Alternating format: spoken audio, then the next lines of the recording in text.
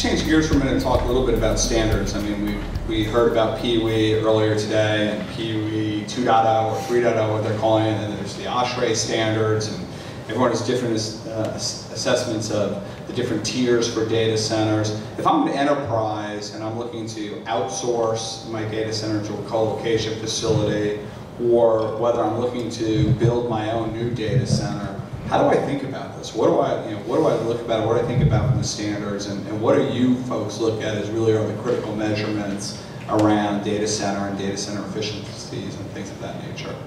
Who wants to take that first? Don't all jump at once. I think it sort of depends on the individual use case, and you have to look past the standards to the fundamental physics of your problem, right? So I don't think that they're being dictated by particular standards driven by any PUE, but at the core level, what is the most efficient power plant to run this data center?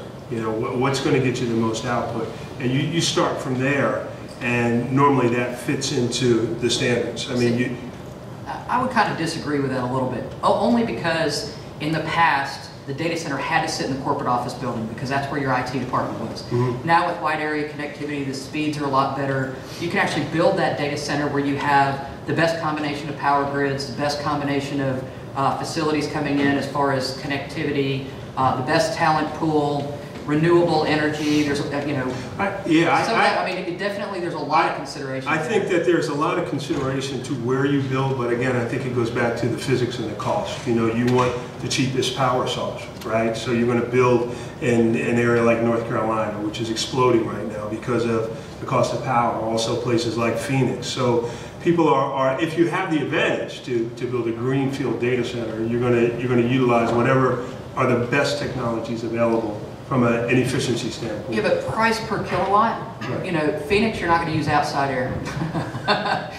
most of the year. Right. So, you know, I think that's not, Las Vegas, do you know that they use a certain amount of outside air in Las Vegas? So sure, at certain times of the year. Right. But there's certain places where you can use it the majority of the year. So I think cost per kilowatt is one factor, but I don't think it's the deciding factor anymore.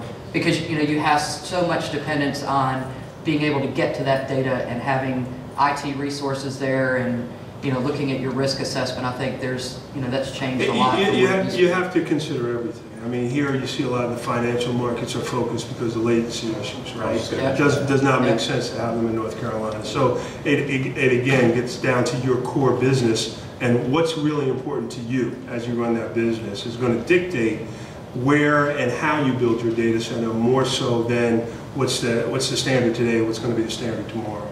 Right. So business requirements obviously play a role in deciding where. Like you mentioned, the financial services industry isn't going to put a trading application in North Carolina.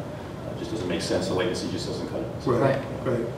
But still, they might be thinking about PUE or data center efficiency. So latency is one aspect, but you know, as you think about that efficiency, don't they still have to think about that no matter where they put their data center? Of course, but then they're going to use, you know, whatever is available in that geography. I mean, we've got customers here using FreeCool, you know, right in the tri-state area. So yeah, they don't use it 365 days a year, but they use it as much as they possibly can. Everybody's pushing the envelope around efficiency.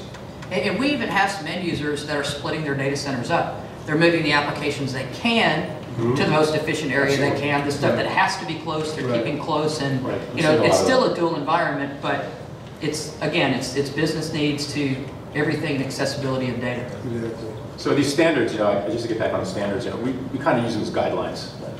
Yeah, I honestly don't see it's not set in stone, but it's a guideline, it's a good guideline, and everyone should, you know, utilize them during the design phase.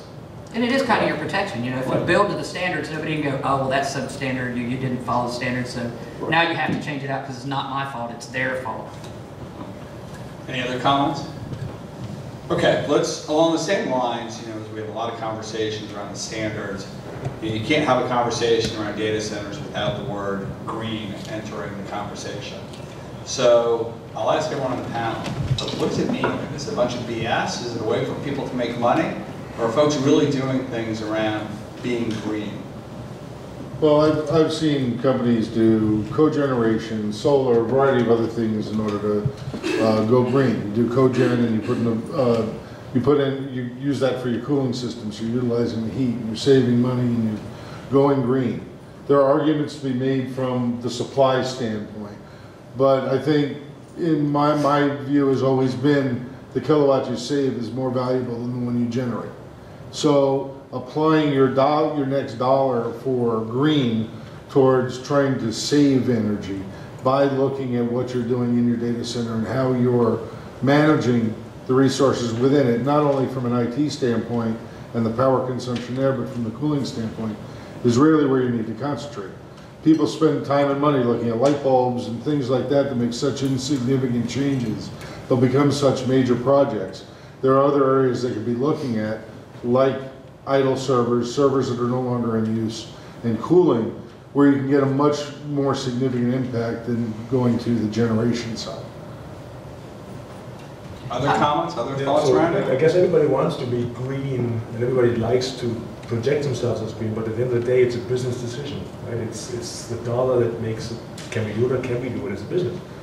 Unfortunately, though, more and more technologies that are considered green, like evaporative indirect cooling, are becoming available or becoming, I guess, in the price level that makes it usable for the majority of data centers being built. And I would say that probably I think the focus has shifted a little bit. Like back years ago when I was doing Y2K consulting, nobody would tell you they had a Y2K problem, because that would be awful, right?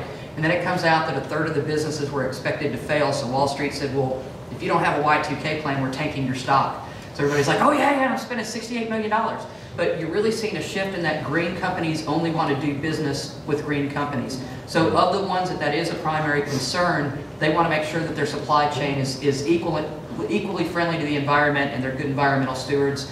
And I think we are seeing that shift. It's being pushed. There was a lot of FUD and crud and greenwashing and whatever you want to call it, for years. But I really think that that's shifting, not just from how much power can I save and how much is that going to lower my bottom line, but I need to make sure that my supply chain is equally as green. Yeah, it's a lot of PR and branding, I think. But beyond the PR and the branding, there are simple things that we can do besides obviously building out cogen facilities, pretty capital intensive, pretty big initiative, minimizing carbon emissions, not easy to do for every enterprise and data center operator. So are there things that you can do that are, I think we heard Mike say, bike racks? There's lighting control, there's all kinds of things. Housekeeping. Yeah. Basically housekeeping. There's a lot of low-hanging fruit. So what are some of the things? Well, legacy kit, upgrade legacy kit and consolidate. If you have legacy kit, and you do some consolidation around that. Eliminate some of the old, the 5-10-year-old servers that still exist today in some of these data centers. Right. I mean, there are new standards for power supplies, and they're all rated on the greenness of the power supply.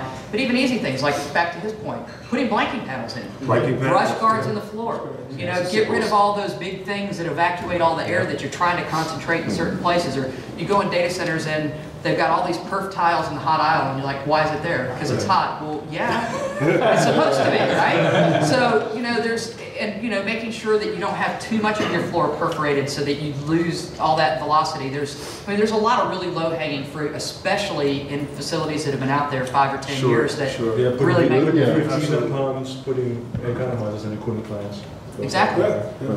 Without taking away from the presentation I'll be doing later, realistically, what we do is go into a data center, help them cut their cost of cooling by 40% with existing equipment, and look for areas where they have problems, where the perf tiles are too big, too small, in the wrong places. We've seen this in co-location facilities where servers are backwards.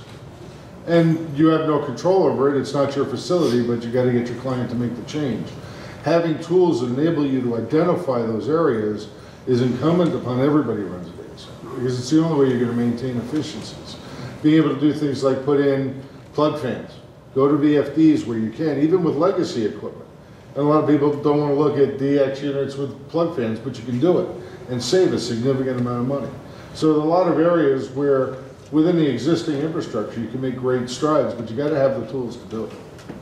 And back to your question about the marketing term being green, sometimes it's very hard to draw that line and differentiate between the green in the forest and the green in your pocket, right?